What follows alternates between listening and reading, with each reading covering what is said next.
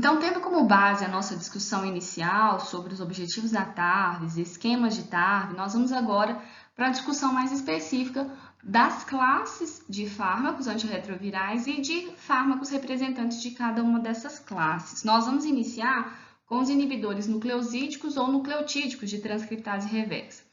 Os nucleotídeos, eles são as unidades fundamentais para a formação dos ácidos nucleicos e para a formação, então, do genoma dos diferentes organismos. E aí nós temos a sua estrutura básica, que é formada então por uma base, né, purina ou uma pirimidina, associada a uma pentose, né, ribose ou desoxirribose.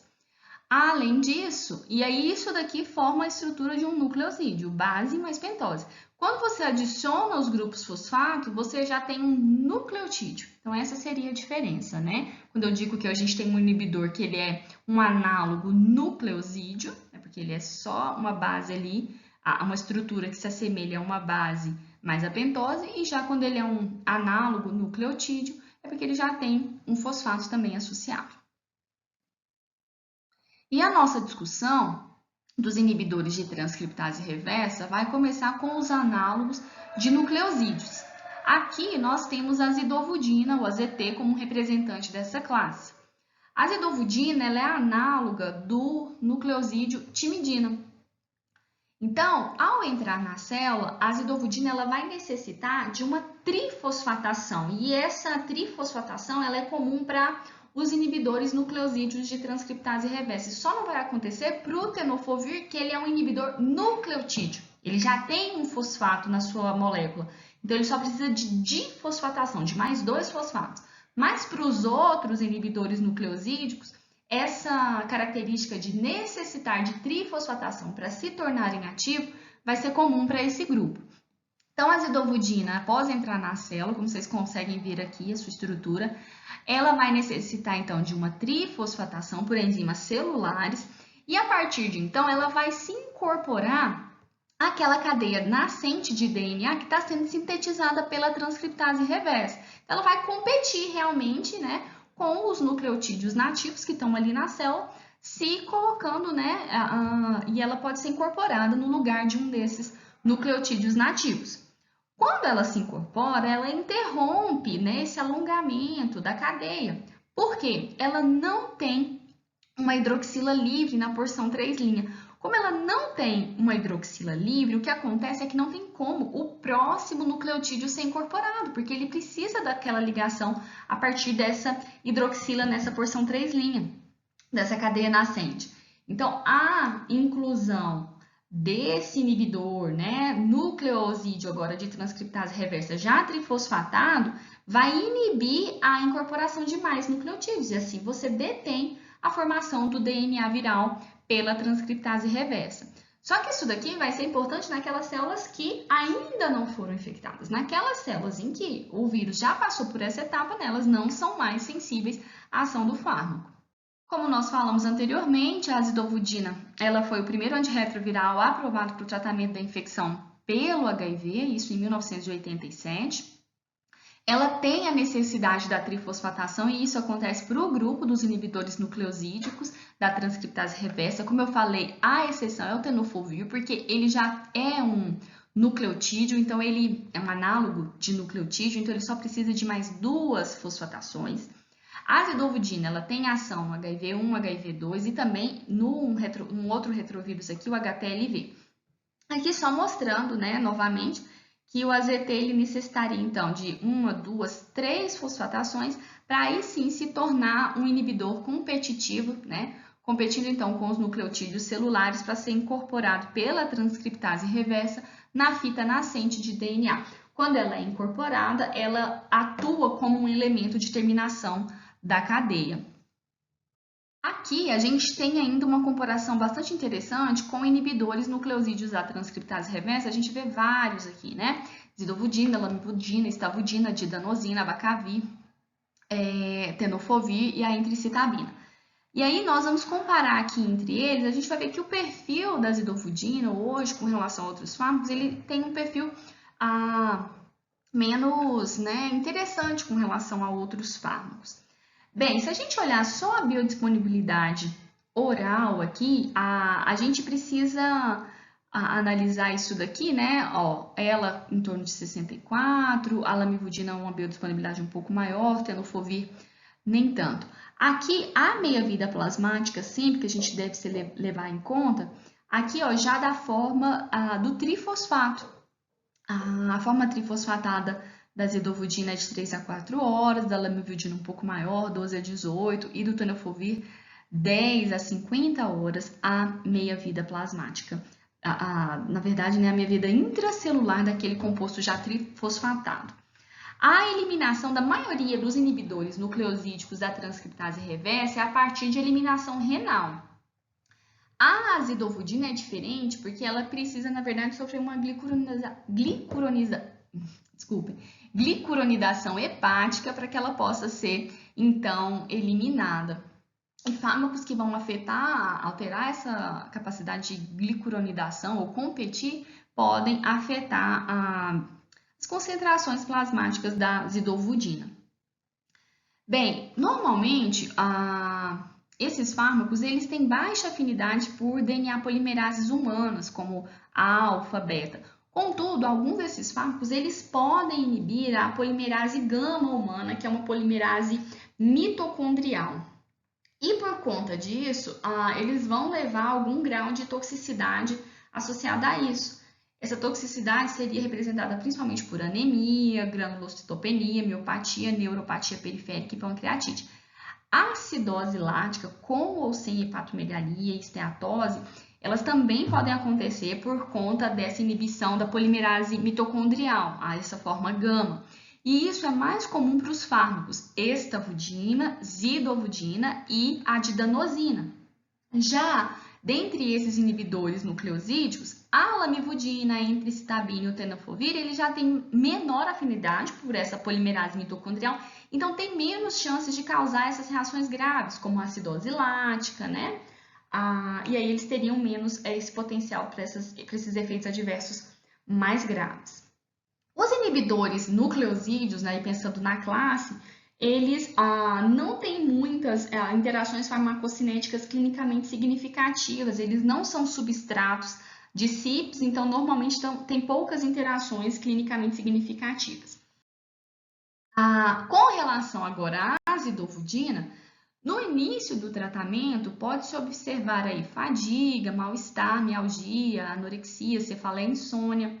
E o efeito adverso muito associado a esse fármaco é a supressão da medula óssea, que seria, né, responsável pelos quadros de anemia, granulocitopenia e leucopenia, também podem ser observados, aí é um efeito adverso comum mesmo, e normalmente acontecem principalmente nas altas doses. No início do tratamento, quando a zidovudina foi iniciada, aí perto de 1987, ela era utilizada em doses muito altas.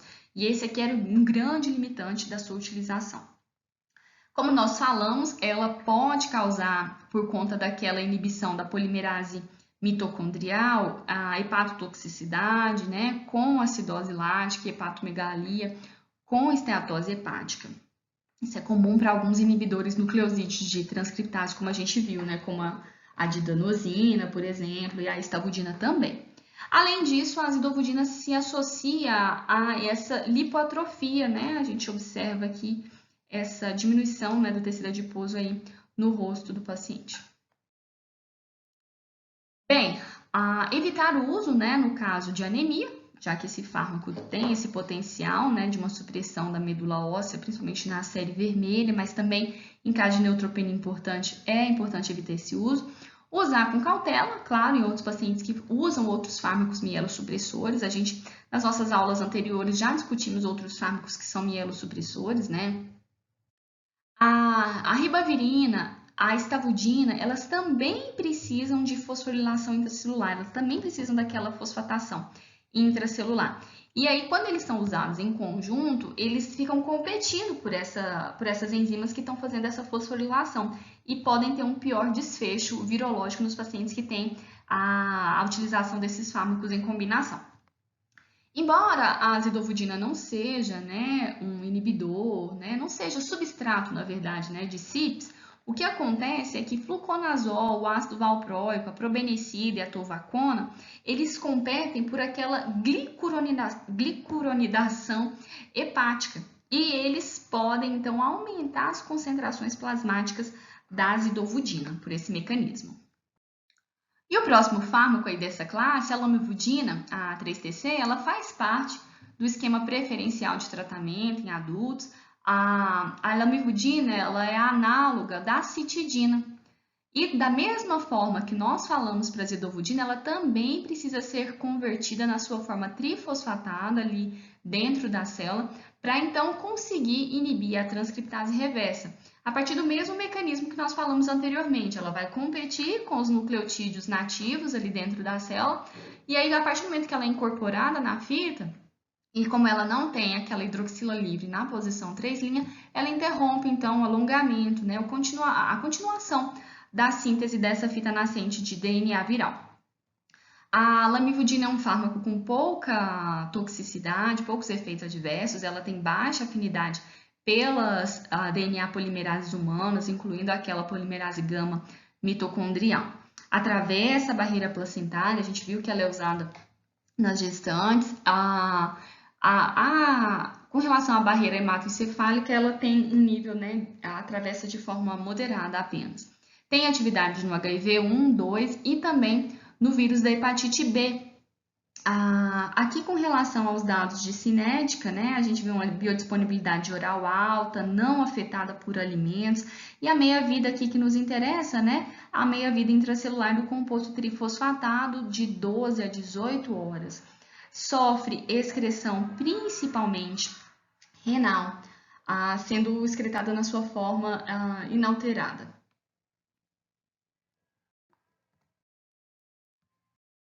Com relação aos efeitos adversos, nós já comentamos, né, que são normalmente raros, mas podem ocorrer ainda neutropenia, cefaleia, náuseas.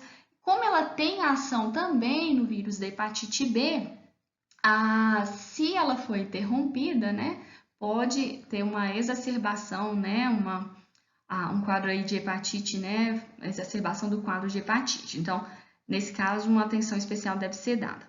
A acidose lática não é tão comum quanto visto para a azidovudina, didanosina e outros, mas em mulheres e em pacientes que já têm doença no fígado pré-existente, esse episódio de acidose lática ela pode ocorrer. Um outro inibidor nucleosídeo é o abacavir.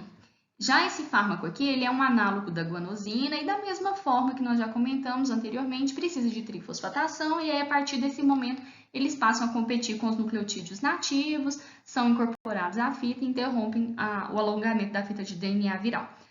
Bem, com relação ao abacavir, o ponto que eu queria ressaltar aqui é aquela reação de hipersensibilidade que nós já comentamos anteriormente, quando nós falamos dos esquemas. Essa reação é uma reação peculiar, é potencialmente fatal. Ela acontece entre 2 a 9% dos pacientes que fazem uso do abacavir. Isso vai variar de acordo, né, com as diferentes regiões onde isso é avaliado. Normalmente ela tende a acontecer em um tempo médio de 11 dias de uso do medicamento e 93% dos pacientes que usam abacavir, essas reações, quando acontecem, elas tendem a acontecer dentro das primeiras 6 semanas de uso da medicação. Essas reações de hipersensibilidade ao abacavir, elas são caracterizadas por uma febre, dor abdominal, outras queixas do trato gastrointestinal, exantema cutâneo, fadiga, o paciente pode inclusive também ter queixas respiratórias. Idealmente era que os pacientes fossem triados com relação a esse tipo, né, de HLA, o HLA B5701, que é predominante nos pacientes que têm essa reação de hipersensibilidade. Mas se isso não for possível, né, se não estiver disponível, o paciente ele deve ser orientado para que no surgimento das primeiras manifestações dessa reação de hipersensibilidade, ele procure atendimento e o fármaco seja imediatamente interrompido. Então, depois que o fármaco é interrompido por esse motivo de hipersensibilidade, ele não deve jamais ser reintroduzido, porque essa reação ela vai ser mais grave e, né, ela já tem potencial para ser fatal, ela pode se tornar mais grave ainda e levar esse paciente ao óbito. Então, é uma reação de hipersensibilidade geneticamente mediada. Muito importante no caso do abacavir. Bem, tem uma biodisponibilidade alta, também não é influenciada a biodisponibilidade pela tomada do fármaco em conjunto com refeição, a meia-vida do composto trifosfatado é em torno de 21 horas e a sua eliminação, né, o seu metabolismo aqui é por desidrogenação e glicuronidação e essa também é uma via importante, né, para a sua eliminação. Agora, nós temos aqui um fármaco que é um inibidor nucleotídico da transcriptase reversa. Esse é o tenofovir. O único aí do seu grupo, ele é um análogo nucleotídeo. Ele tem uma estrutura química aí de um 5-monofosfato de adenosina, né, similar. Então, a adenosina, só que ele já é uma forma monofosfatada. Nesse caso, ele vai precisar só, né, de mais 2 fosfatos para chegar na sua forma trifosfatada. Ele é um profármaco, então o composto que é administrado é o tenofovir disoproxila, e aí ele sofre uma hidrólise, né? Ele é hidrolisado então a tenofovir. Ele é um inibidor competitivo também da transcriptase reversa e também tem atividade sobre o vírus da hepatite B, assim como a lamivudina, e vai também, quando incorporado à cadeia, interromper então esse alongamento da cadeia de DNA. Tem baixa afinidade pelas DNA polimerases humanas e, assim como a gente falou, para a lamivudina, ele também tem uma toxicidade bem seletiva. Com relação aos efeitos adversos do tenofovir, o fármaco ele tem, em especial, o desenvolvimento de nefrotoxicidade, principalmente em pacientes diabéticos, hipertensos, negros, idosos, pessoas com baixo peso. Quando o indivíduo já tem doença avançada pelo HIV ou um quadro de insuficiência renal pré-existente, ou no uso de outros medicamentos que são nefrotóxicos. Então, o que é recomendado? Se o paciente ele tem uma doença renal pré-existente, idealmente ele tinha que usar um outro fármaco inibidor de transcriptase reversa aí na sua associação. Se ele precisar utilizar, né, se esse for fármaco, né, que tiver outras contraindicações e precisar utilizar esse fármaco, ele deve fazer ajuste de dose em caso, né, de doença renal. Então, pacientes que têm doença renal e que vão utilizar o tenofovir, precisa fazer, então, ajuste de dose. Além disso, o fármaco está associado à diminuição da densidade óssea e o tenofovir, ele faz parte aí do esquema de profilaxia pré-exposição, ou seja, ele faz parte da PrEP, né? Então, é uma associação entre citabina e tenofovir. E para finalizar a nossa discussão dos inibidores de transcriptase reversa, nós vamos discutir agora a classe dos inibidores não análogos aos nucleosídeos. Aqui, como representante de classe, nós temos o efavirenz. No caso, esses fármacos eles vão se ligar em uma bolsa hidrofóbica da transcriptase reversa. É uma bolsa que está distante do sítio ativo do sítio catalítico da enzima, mas ainda assim essa ligação ela vai reduzir muito a atividade da enzima.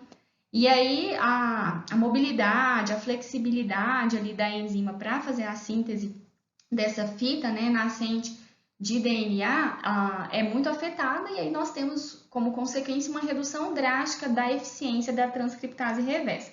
Esses fármacos, como eles vão se ligar nessa bolsa, né, e vão ali limitar a atividade da enzima, eles são considerados inibidores não competitivos e, devido a essa característica de ligação, um sítio específico, eles são restritos à sua atividade para o HIV1.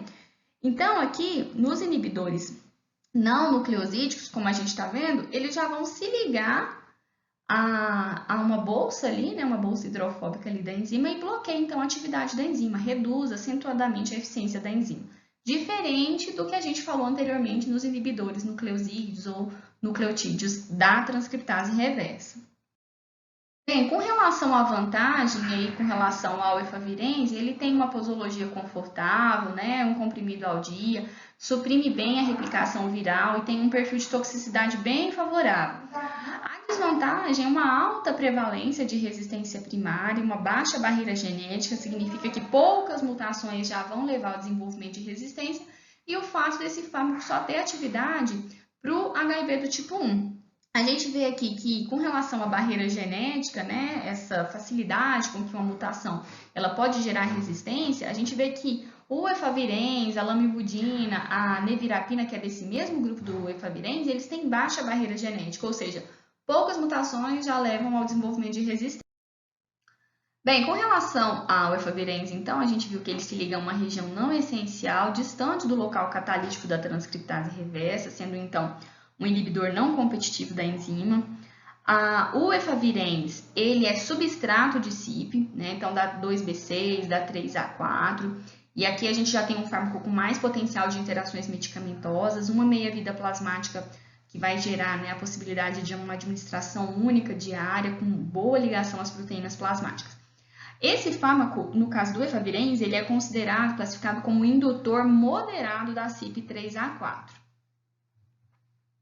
Com relação aos efeitos adversos, eles são principalmente efeitos a nível do sistema nervoso central ou psiquiátricos, e esses são bem predominantes, né, e frequentes, acontecem em até 54% dos pacientes que fazem uso desse fármaco.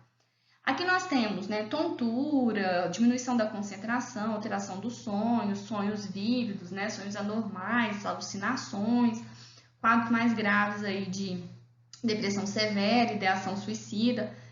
E aí se recomenda a tomada do medicamento, né, logo após deitar-se para dormir e preferencialmente 2 horas após o jantar. Além desses efeitos a nível do sistema nervoso central, psiquiátrico, a gente ainda tem a possibilidade de exantemas e erupções cutâneas, esses também são frequentes, em torno de 27% dos pacientes podem ter exantemas cutâneos. Há reações graves aí com relação a reações de hipersensibilidade, né, como o Steve Johnson, é uma reação grave que pode acontecer, mas ela é bastante rara. E nos livros de farmacologia, o que a gente vê é que esse fármaco ele é considerado teratogênico nos estudos em animais e nos livros de farmacologia ele é considerado não recomendado durante a gestação. Contudo, os estudos mais atuais indicam, né, a possibilidade do uso. E é o que a gente viu, né, o efavirenz, inclusive, faz parte do esquema para gestantes atualmente. As alterações nas transaminases e também no perfil lipídico, né, como alterações laboratoriais, que podem acontecer também nesses pacientes que fazem uso do efavirenz. Como ele é um indutor de 3A4, nós temos aí algumas interações. Então, o efavirenz ele diminui as concentrações de fenobarbital, fentoína, carbamazepina. Já a rifampicina, que a gente sabe que é um indutor enzimático, ela diminui as concentrações do efavirenz.